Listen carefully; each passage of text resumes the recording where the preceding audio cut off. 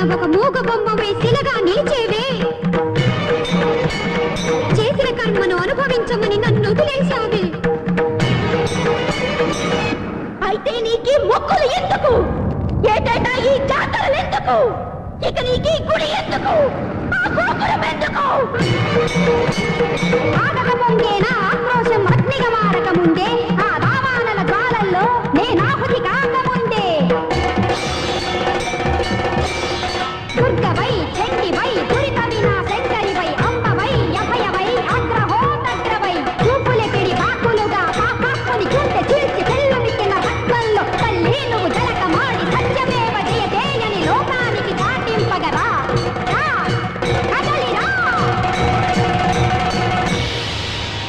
నా కన్నీటికి నీ మనసు కరిగి కదిలి రాకపోతే నా రక్తాన్ని నైవేద్యంగా పెడుతున్నాను, తీసుకో.